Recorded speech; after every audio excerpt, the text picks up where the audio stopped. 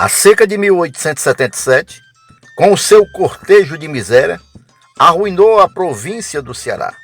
Retirantes percorriam, aos milhares, as estradas em demanda de vilas e cidades onde imploravam a esmola para matar a fome.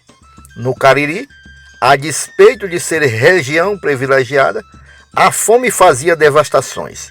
Morriam diariamente no Crato de 12 a 16 pessoas. Os famintos não tinham forças para mastigar. Às vezes, antes de recolher o ébolo, caíam agonizantes com as feições convulsas no transe derradeiro. Foi aí que surgiram bandos de cangaceiros que se apoderavam dos bens alheios. Os próprios retirantes invadiam as propriedades em busca de alimentos. Furtos, roubos, tomada de presos, assassinatos, prostituição e morte por falta de pão. Eis a consequência do flagelo climático. O celeiro do abastado, seus gados e haveres, por causa da falta de garantia, estavam expostos aos ataques de famintos e cangaceiros. Os ricos sentiam-se mal seguros ante a geral consternação, pois compreendiam que não estava longe o dia em que o comunismo passaria do campo puramente especulativo e teria mais formidável explicação prática. O comunismo, os acontecimentos nas casas, nas estradas e os assassinatos para roubar estão no seu maior auge no Cariri.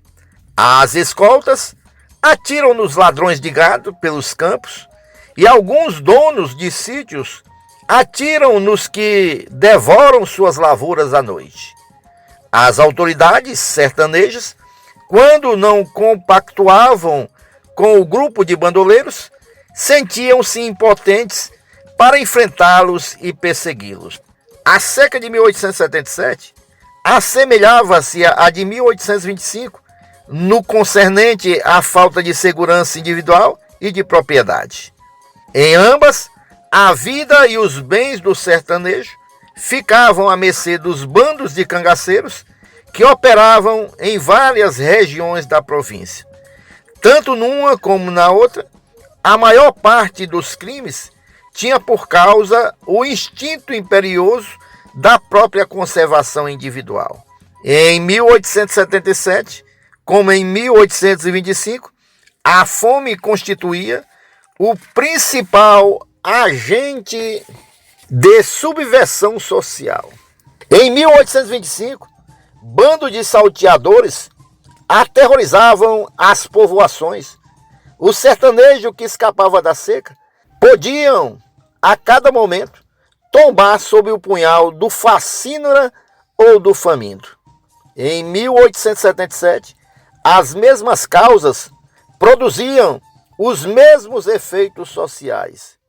O Cariri, para a imprensa liberal da capital, parecia um país bárbaro governado por cães, lá no centro da África Equatorial.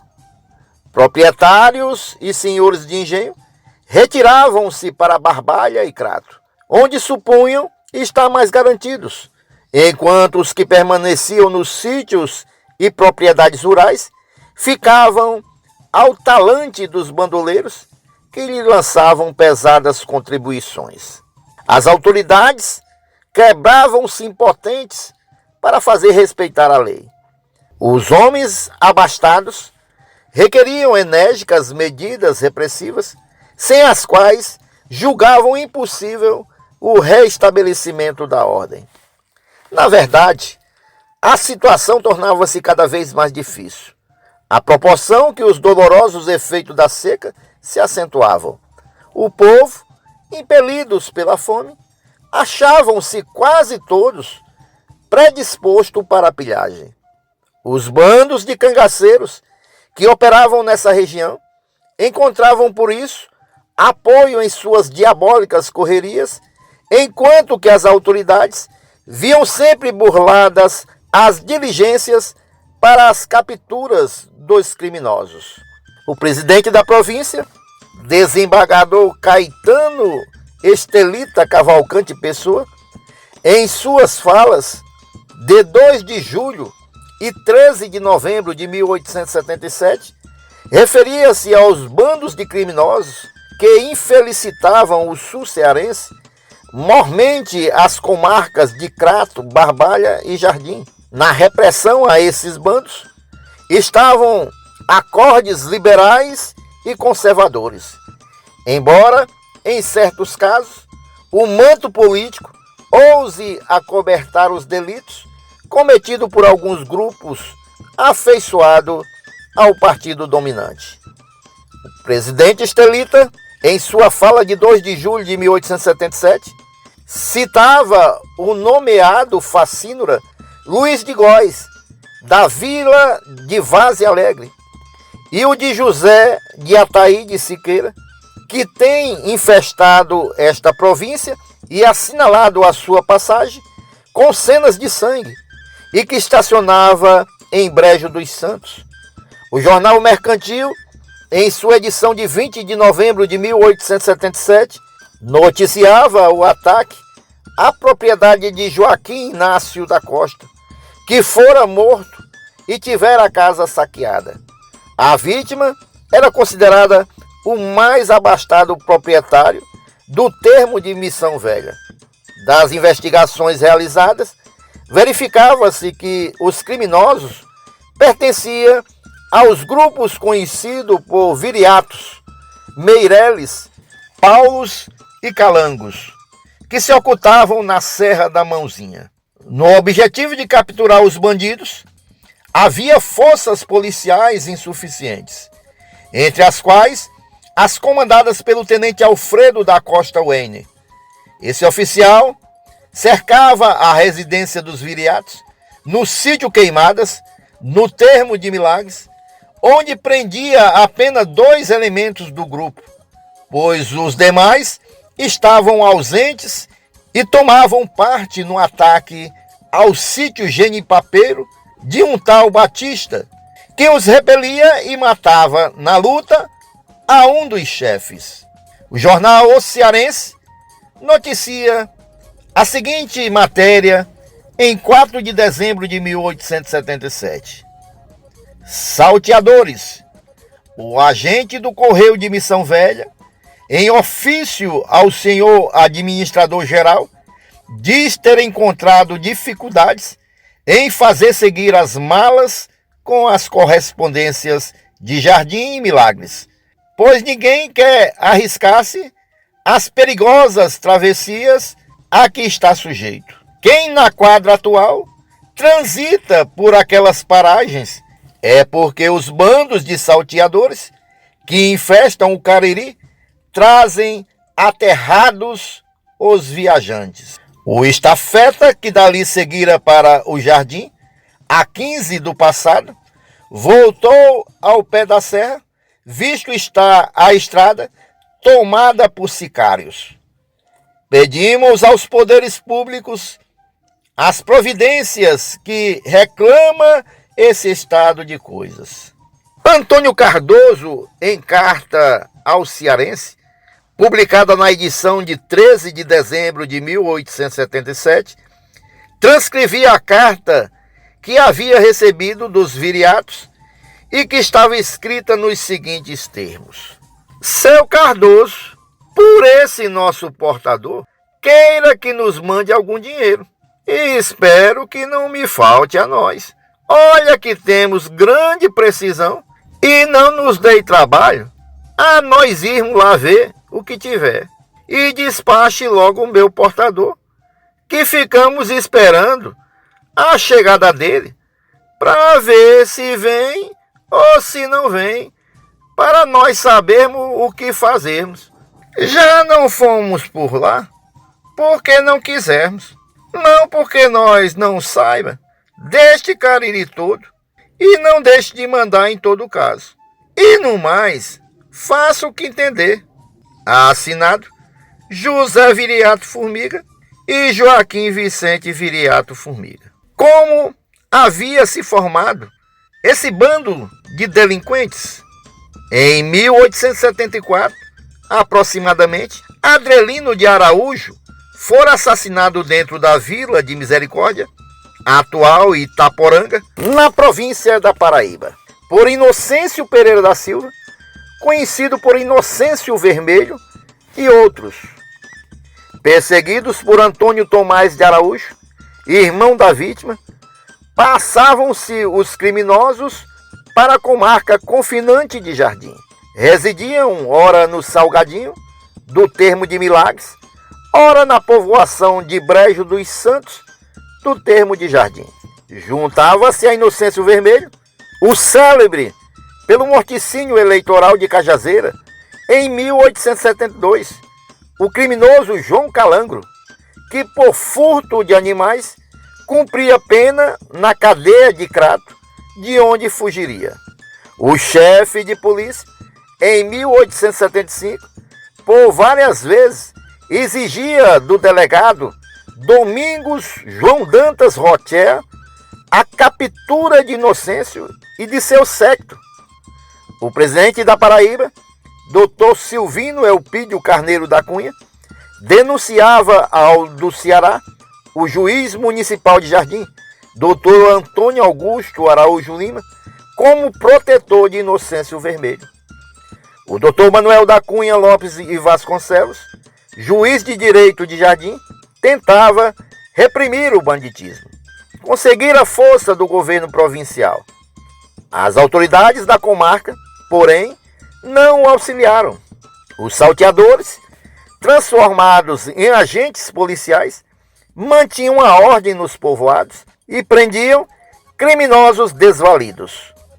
O banditismo político chegava ao ponto de uma autoridade regeneradora encarecer ante o governo provincial os serviços que Inocêncio Vermelho tinha prestado e pedir ao mesmo tempo para o bandido remuneração por iguais serviços ou promover a sua livrança. A comarca de Jardim tornava-se um viveiro de criminosos, no qual José de Ataíde, Inocêncio Vermelho, Barbosa, Brilhantes, Viriatos, Agostinho Pereira, Pedro Simplício, Carneiro, Manuel Tomás e outros representavam um papel de peixe-rei, cuja força estava na razão das façanhas.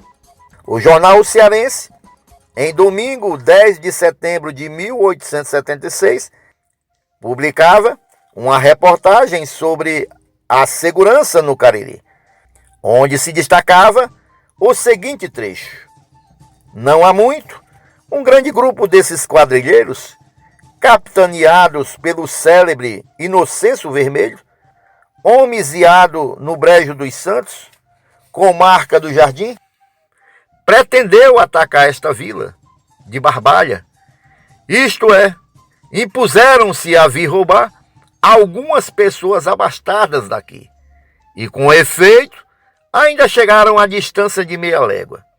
Pusemos-nos aqui todos preparados. Os celerados recearam e voltaram para o sítio dos Cocos. Em junho de 1876, no lugar Poço, próximo da povoação de Brejo dos Santos, tombava assassinado Inocêncio Vermelho, sendo autor da morte Sebastião Pelado, que agia a mando de Antônio Tomás. Com a morte de Inocêncio, assumia a direção do grupo João Calandro, natural de Milagres, onde o conheciam por João Senhorinha, incorporando-se ao mesmo Antônio Vermelho, irmão de Inocêncio, que queria tomar vingança contra Sebastião Pelado, que por sua vez formava outro grupo. Os dois grupos, em correrias pelas províncias da Paraíba e Ceará, hostilizavam-se. Dinamarico e João Pombo Roxo, do grupo de Pelado, eram mortos por João Calangro e Gato Brabo, do grupo deste, enquanto que Manuel de Barros, do grupo de Calangro, era liquidado por Pelado.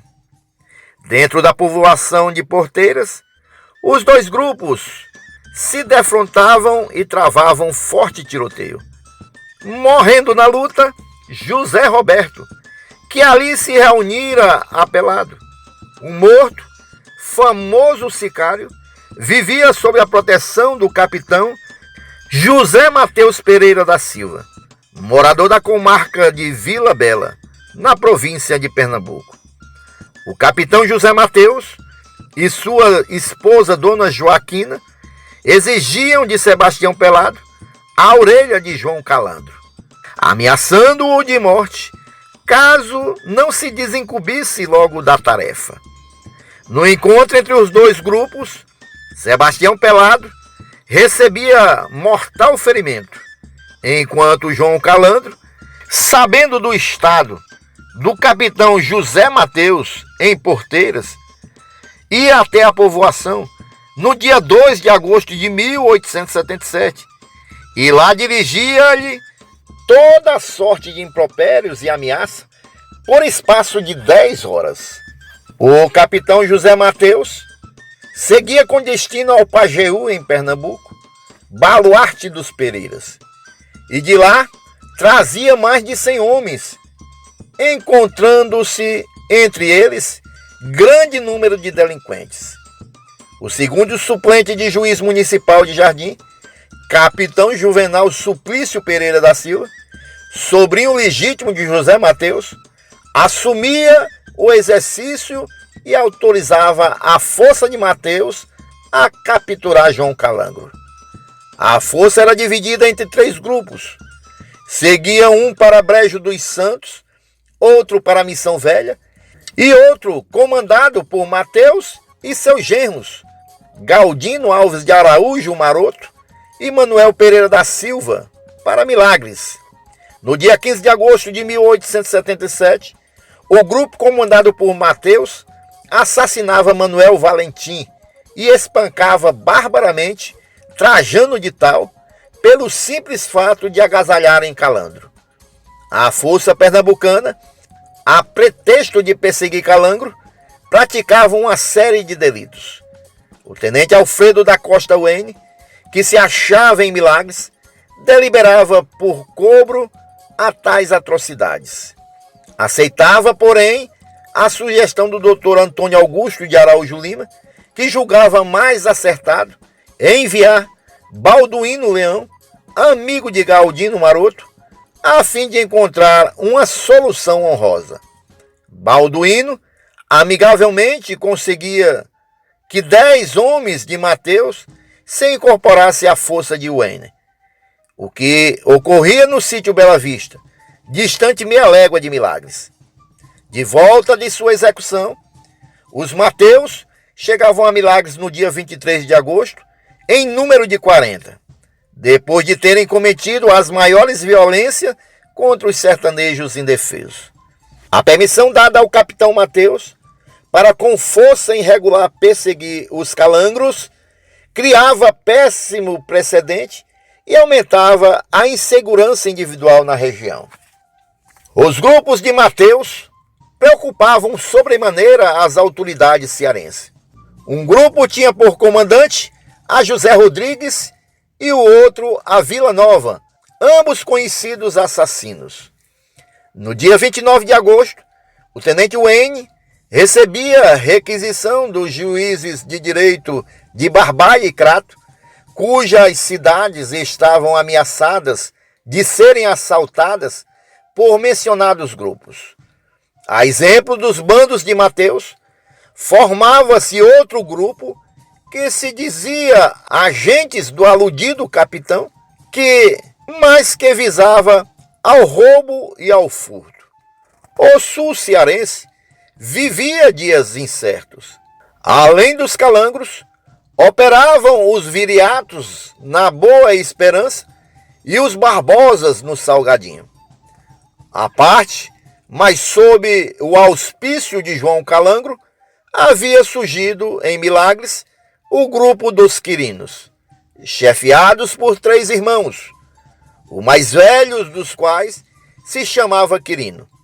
Agiam também sob a proteção de Calandro, Jesuíno Brilhante e Gato Brabo, os 2 últimos também no comando de grupos. Por consequência, esses bandos agiam separadamente. Havia entre eles, porém, um tratado de aliança defensiva e ofensiva, de sorte que, quando receavam alguma conjuração, reuniam-se imediatamente, tomando João Calangro o comando geral. João Calangro acabava por expulsar os mateus do Ceará.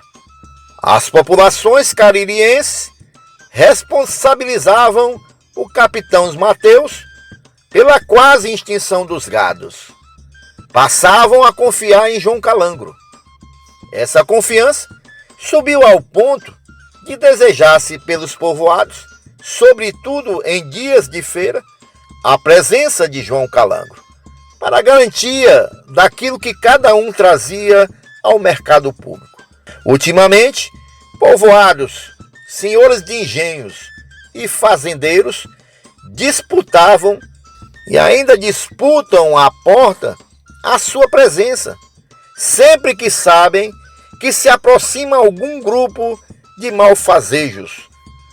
Os temem qualquer assalto. Por isso, foi ele obrigado a aumentar o número de seus policiais. Nulificou-se entre nós completamente a autoridade pública, que foi substituída por João Calangro, que entende que ele, e tão somente ele, o Cariri deve o não ter sofrido maiores desgraças. Correspondência de Barbalha, publicada em O Cearense, dizia que a cidade estava sendo garantida pelo grupo do célebre João Calangro, protegido pelas autoridades. Compunha-se o grupo de 22 homens, que trajavam a Casimira, notando que quase todos os outros são subordinados, pelo que fará 100 homens a qualquer hora. No Cariri, os particulares garantiam o direito de propriedade com armas na mão. Em Barbalha, nas casas Sampaio, Santiago e outras estavam convertidas em quartéis. O jornal Constituição, de 17 de fevereiro de 1878, publicava a carta de Missão Velha, no qual o missivista afirmava que os ladrões de gado aumentavam dia a dia e que a cadeia estava cheia deles. Carta de Barbalha, publicada na mesma edição, comunicava que o gado, a cana e a mandioca não podiam mais produzir, porque o furto é por demais. E finalizava: a seca é a causa de tudo. Aliás, por toda a província flagelada pela seca, o direito da propriedade recebia tremendos impactos. O gado retirado para o Piauí, ao voltar para o Ceará, na Serra Grande, não conseguia atravessar a linha dos salteadores. No centro da província, outros bandos de salteadores acometem a propriedade com a maior obtenção. Disse-ia que se proclamou entre nós o comunismo. Na Vila da União, o célebre João Rodrigues, à frente de um bando, assaltava os carros nas estradas, tomava víveres e o distribuía como se fosse coisa sua. Organizava-se na povoação de Boa Esperança, do Termo de Milagres, um grupo de cangaceiros que ficava conhecido pelo nome de Viriatos, cujos chefes eram José Vicente Formiga, seus filhos José, João, Raimundo, Antônio e Manuel, Severino Barbosa e Vicente Freire. Boa Esperança situava-se na Estrada Real, entre Crato e Cajazeiras, na Paraíba, da qual distava 10 léguas. As suas terras prestavam-se bem ao plantio do algodão. Convertia-se, porém, desde 1877, em velha couto de salteadores. José Vicente Viriato seguia o exemplo de seu pai, que em 1845 procedera igualmente, embora guardasse as aparências. Os viriatos inicialmente residiam ora em Boa Esperança, ora na comarca de Patos, na Paraíba. Por último, porém, parecia ter fixado residência em Boa Esperança, de onde saíam em grupos objetivando assaltos e para onde voltavam com comboios que conduziam o produto dos saques. As comarcas de Icó e Lavras, no Ceará, e as de Cajazeira e Souza, na Paraíba, e a de Pau dos Ferros, no Rio Grande do Norte, constituíam a área da operação da Horda de Facínoras. José Antônio de Albuquerque, comerciante e delegado de Cajazeiras, organizava uma força de soldados e paisanos, cercava Boa Esperança e punha em fuga os viriatos. Com a retirada das forças, porém, voltam os bandidos ao covil, de onde saíam novamente para saques, em Lavras e Cajazeiras. Passava-se depois para a Paraíba, onde se acastelavam no sítio Catolé, pelo termo de Milagres, Cajazeira e Misericórdia. Contra Catolé, marchavam 205 homens. Lá, porém, nada encontravam, pois os viriatos, avisados em tempo, fugiam. A força, então, dividia-se e passava a perseguir os bandoleiros, chegando a matar alguns e prender outros. Em face da campanha permanente, com forças no seu encalço, esperava-se que os viriatos não mais se reunissem para seus latrocínios, nos limites do Ceará com a Paraíba. Se os viriatos estavam praticamente batidos, não ocorria o mesmo com os calandros, que se dividiam em dois grupos hostis, sendo um chefiado por João Calandro e outro por Quirino.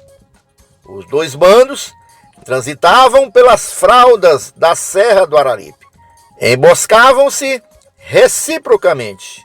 Cada um dos beligerantes se esforçava por aumentar as suas hostes, o que não era difícil, pois até os soldados da linha dos destacamentos de Jardim, Missão Velha e Milagres desertavam e se reuniam aos bandidos. João Calandro, de estatura baixa, vermelho, sardento e de cabelos cor de fogo, intitulava-se General Brigadeiro João de Souza Calandro.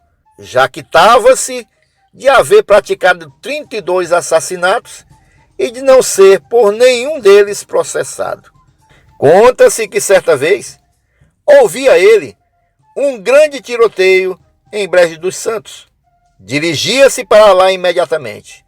O seu grupo lutava com o de Quirino no lugar regato, a 2 quilômetros da rua, escutando gemidos que partiam de uma moita à margem do caminho. Verificava que se achava baleado 2 bandidos inimigos, e ali ele acabava de matá-los. Em outra ocasião, depois de um combate contra os quirinos, em Porteiras, repreendia João Calandro a um dos seus cabras por ter aplicado um pontapé no cadáver de um adversário. Não faça isto. Ele era um cangaceiro honrado. Coronel João Gomes, tio bisavô paterno do tenente Otacílio Anselmo Silva, que presta estas informações, certa vez perseguia a João Calandro de Brejo a Pissarra, sem todavia encontrá-lo. No dia seguinte, recebia um recado do famoso bandoleiro, aconselhando-o a ficar em casa e deixar a perseguição a cargo de seus cabras, que nada tinham a perder. Calandro, de sua tocaia, deixava de matar a João Gomes, reservando a carga de seu trabuco para os cabras de sua laia. No dia 2 de outubro de 1878, a povoação de Brejo dos Santos transformava-se em verdadeira praça de armas. Nos diversos pontos das comarcas de Jardim e Barbalha, postavam-se piquetes, Cerca de 500 homens moviam-se às ordens do coronel Canuto José de Aguiar. O presidente da província, doutor José Júlio Albuquerque Barros, resolvia restabelecer a ordem pública no Cariri.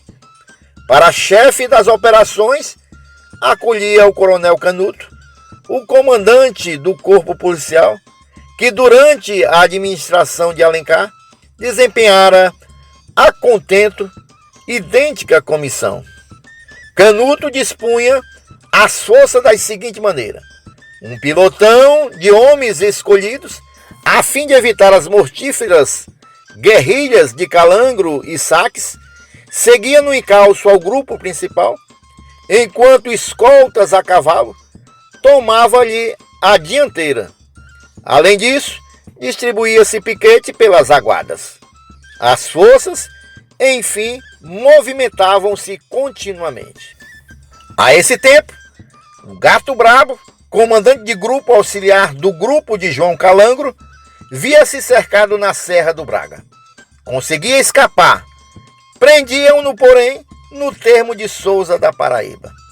Lá ele, no meio de uma carga, investido de mulher e embrulhado numa coberta, dirigia-se para o termo de Teixeira, palco de seus primeiros crimes e onde tinha o nome de Avelino, quando na verdade se chamava Antônio e nascera no termo de Milagres.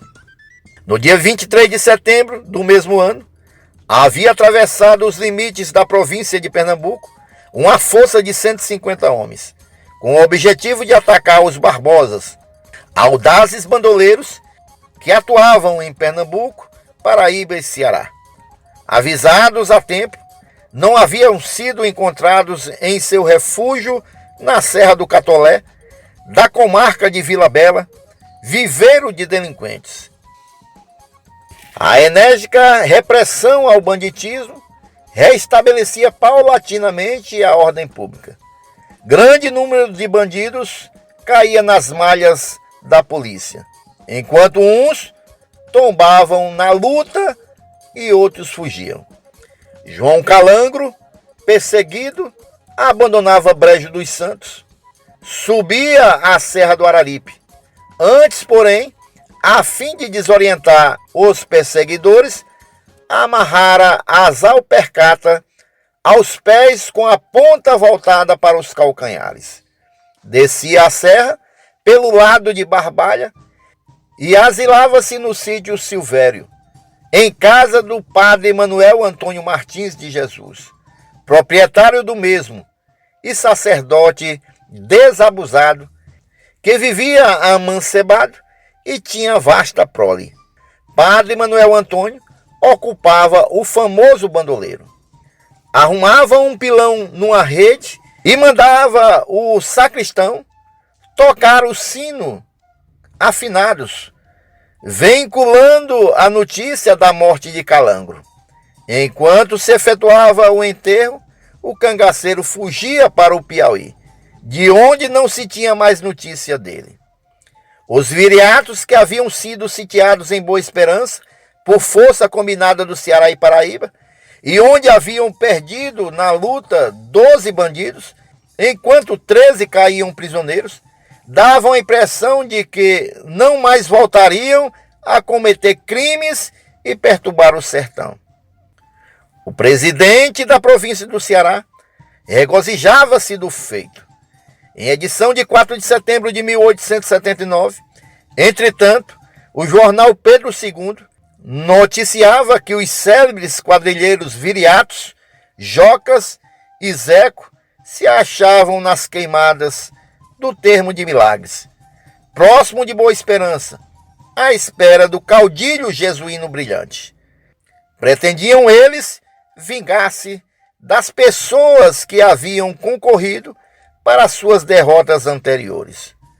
Apenas a título de curiosidade, informamos que, de acordo com Honório de Medeiros, José Brilhante, o Cabé, teria morrido em 1873 e Jesuíno Brilhante teria morrido em 1879. Jesuíno Brilhante, segundo Câmara Cascudo, morreu no Riacho dos Porcos, município de Brejo das Cruzes, Paraíba, em dezembro de 1879, no lugar denominado Santo Antônio, quando viajava na companhia de Benício Antônio do Ó, José Antônio, Padre Manuel Pajeú, e assim como seus dois irmãos, Luca e João Alves, e foi surpreendido pela polícia paraibana, guiado pelo cabo Preto Limão. O cangaço passou por várias fases. Em cada fase, surgiram características próprias que eram adotados por outros cangaceiros. Jesuíno Brilhante adotou o nome Brilhante devido ao sobrenome de seu tio. Por mais que o nome Calangro pareça um nome de guerra, ele nada mais é do que um sobrenome comum para aquela época. Como pode ser facilmente constatado no Jornal do Recife, já em 1874 havia um comércio no Recife com o nome Calangro. Também um malfeitor chamado José Calangro, em Macapá, no estado do Pará. Outro Eduardo Vicente Calangro, em Cabrobó. Também no termo do Crato, em junho de 1874, um Manuel Calangro foi assassinado por Matias de Tal, e outros exemplos mais. Portanto, por mais exótico que seja, Calangro era o sobrenome utilizado na época. Em fase posterior do Calangro, os cangaceiros adotariam nomes de guerra, como Lampião, João 22 e Lua Branca.